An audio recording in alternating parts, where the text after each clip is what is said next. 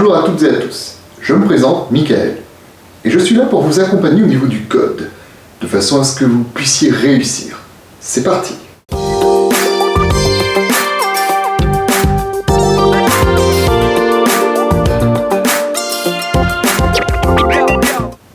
Alors pour notre quatrième module et dernier module consacré à l'alcool, nous allons voir le dépistage. Quand est-ce qu'il peut avoir lieu et par quels moyens on peut être dépisté.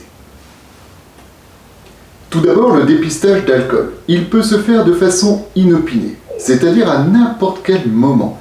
En sortie de boîte, repas de famille, sur la route, le contrôle des forces de l'ordre. Voilà, ça c'est donc un contrôle inopiné. Ensuite, le dépistage d'alcool va être obligatoire dès lors qu'il va y avoir une infraction grave. Vous grillez un feu rouge. Les forces de l'ordre sont présentes, vous arrêtent, et donc vous serez soumis au dépistage d'alcool. Dernière occasion de dépister l'alcool, c'est l'accident corporel. Qu'il y ait des blessés ou malheureusement des morts, dès lors qu'il y a un accident corporel, il y aura obligation de dépistage d'alcool. Quels sont les différents moyens pour dépister l'alcool ? Eh bien, le premier qui nous vient à l'idée, c'est l'alcotest ou l'éthylotest avec le produit chimique à l'intérieur. Le tube, une fois que vous avez soufflé dans l'alcotest, si il devient vert, vous êtes donc positif et c'est là que vous allez perdre les points et avoir l'amende. Moyen mémotechnique. Vert, t'as pris un verre. Ça vaut ce que ça vaut. Alors, nous avons également l'éthylotest électronique.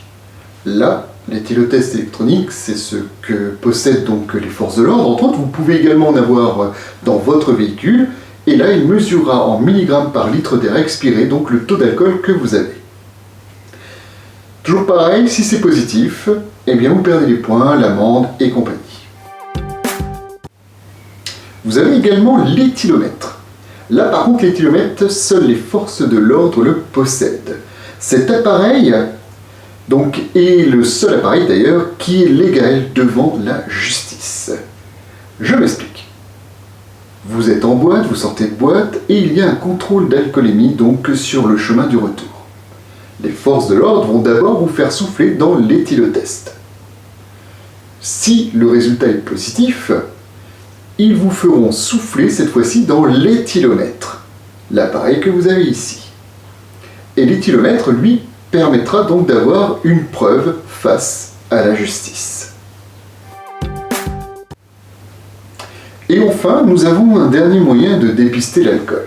C'est la prise de sang. Donc elle ne s'effectue que si l'individu qui doit être contrôlé donc vis-à-vis de l'alcool ne peut absolument pas souffler dans un éthylotest ni même un éthylomètre. Donc par exemple quelqu'un qui serait complètement ivre, quelqu'un qui serait blessé, voire mort. Donc ça c'est la prise de sang.